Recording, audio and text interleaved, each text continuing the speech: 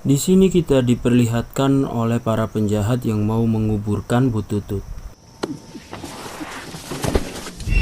Scene pun langsung berganti kepada Christy yang sudah terbangun dari tidurnya. Dan nampaknya dia pun masih shock dan mengingat kejadian yang kemarin. Si Christy pun langsung bergegas ke sungai dan dia pun langsung wudhu dan mandi junub sekalian di sungai tersebut. Setelah bersuci, dia pun langsung pergi dari sungai tersebut. Karena kepepet, dia pun mencuri cucian dari warga penghuni hutan tersebut. Dan kemudian dia pun siap untuk membalas dendam. Di tengah perjalanan, si Christy melihat si Morris yang baru keluar dari pintu rumahnya. Si Christy pun terus mengintai si Morris, hingga si Morris pun menyadari bahwa sesungguhnya dia telah diintai oleh seseorang. Lalu si Morris pun bergegas untuk mengambil senjata. Dan dia pun keluar dan mulai mencari seseorang yang mengintai dirinya. Di saat si Morris mulai mencari seseorang tersebut, tiba-tiba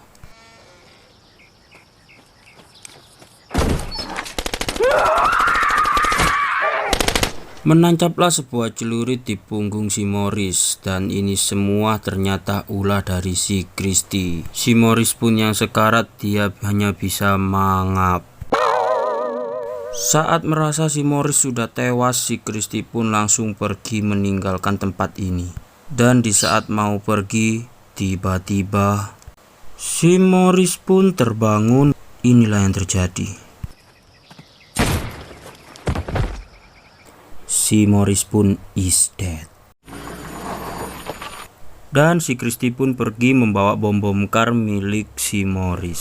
Si Christy pun langsung menuju ke tempat pom bensin usaha dari Bu Becky tersebut. Tepat sekali di sana dia melihat Bu Becky, Rahmat dan juga Max sedang berkumpul.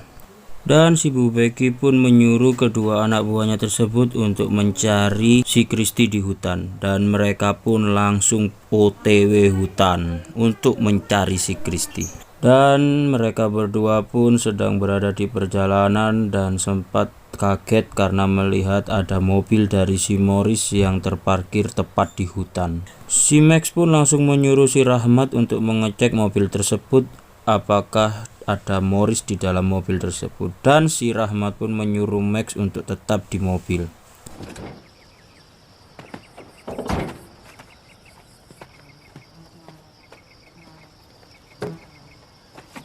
Di saat Rahmat telah mengecek mobil dari si Morris dan ternyata Morris sudah tidak ada di dalam mobil tersebut. Si Max yang lagi asik mendengarkan lagu pun menghiraukan kejadian yang telah terjadi oleh Rahmat yang mencari si Morris tapi tidak ketemu-ketemu. Dan tiba-tiba Herman is dead.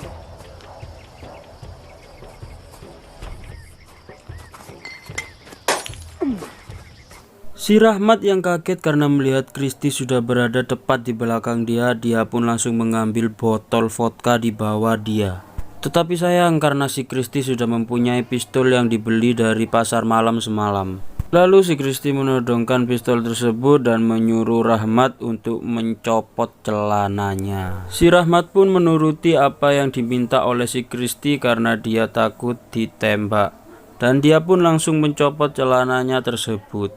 Saat celana sudah tercopot, si Christy pun merayu si Rahmat untuk melakukan Dan si Rahmat pun tanpa pikir panjang dia langsung melakukan mantap-mantap sekejap itu. Dia langsung mendaki ke dalam gunung kembar milik si Christy dan menjilati apapun yang telah ada di depan matanya seperti kadal yang sedang kehausan. Lalu si Christy mulai merambat ke dalam rudal milik si Rahmat. Si Rahmat yang mulai keenakan akan sensasi yang dirasakan, ternyata si Christy Yeah. Oh, yeah. Oh, fuck it. Oh, fuck it. aduh mamam atitu, au anjing. Alhasil keluarlah sirup marjan berwarna merah berasa stroberi dari rudal milik si Rahmat. Si Rahmat pun yang kesakitan, dia pun berteriak sangat keras hingga si Max pun terdengar. Dan Max langsung keluar dari mobil dan It won't stop bleeding! I want to kill you! Come to a death!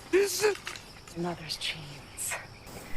lagi-lagi si Christy menodongkan pistol itu kepada si Max dan membuat si Max ketakutan, lalu dia dijewer oleh si Christy dari belakang dan disepak hingga terjatuh. Di saat sudah terjatuh, si Christy langsung membunuh si Max dengan cara yang begitu sadis.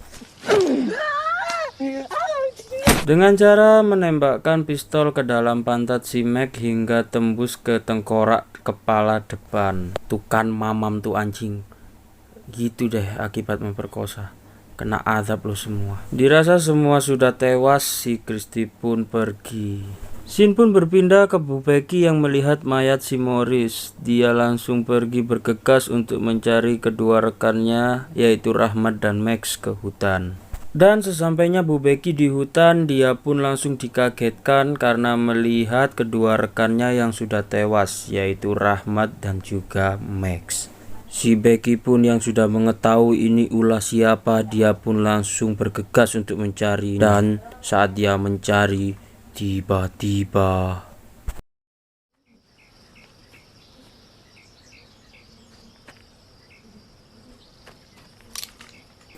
lagi-lagi si Christy menodongkan pistol itu kepada Bu Becky dari belakang. Namun Bu Becky tidak takut sedikit pun akan melihat kejadian tersebut. Malahan Bu Becky mendekati si Christy hingga pistol tersebut tertancap ke hidungnya. Anehnya lagi malah Bu Becky sambil tersenyum dan tiba-tiba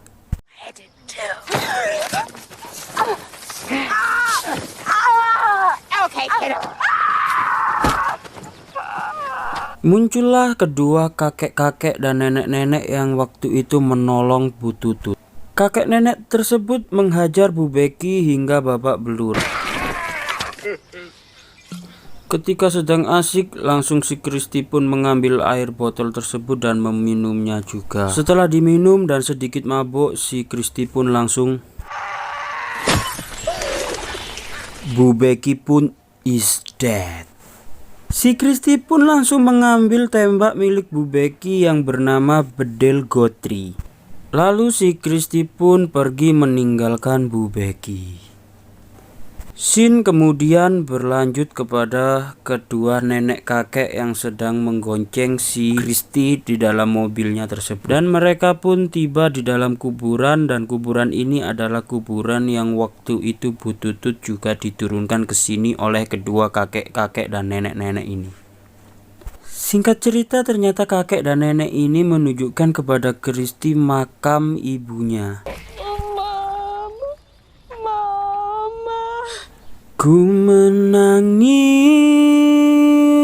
membayangkan betapa kejamnya dirimu atas. Apaan sih anjir? Lanjut. Di saat si Christy enak nangis, tiba-tiba dari belakang muncullah seorang ibu-ibu yang menendang si Christy hingga terjatuh ke dalam makam ibunya. Inilah ibu-ibu yang menendang si Christy. Dia adalah seseorang yang pernah dijumpai oleh Bu Tutut waktu itu, yang memakai sepeda roda 2 dan di salah satu bannya ada kartu joker. Mereka bertiga pun langsung menyiksa si Christy sehingga kepala Christy keluar fantah berwarna merah yang berasa stroberi. Lalu si Christy pun tersungkur dan terjatuh hingga lemah tak berdaya di samping mamanya. Dan sedikit info, ternyata mereka bertiga adalah keluarga dari korban pembantaian yang dilakukan oleh Bu Tutut. Mereka bertiga pun bergegas langsung pergi meninggalkan Bu Tutut dan juga si Christy. Tiba-tiba si Christy belum mati, alias mati suri. Mereka bertiga yang sangat senang sekali karena si Christy sudah meninggal. Ternyata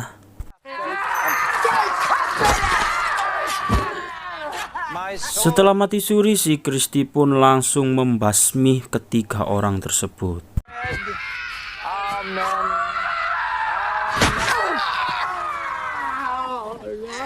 Dirasa sudah tewas semua, tinggal satu, yaitu kakek-kakek ini.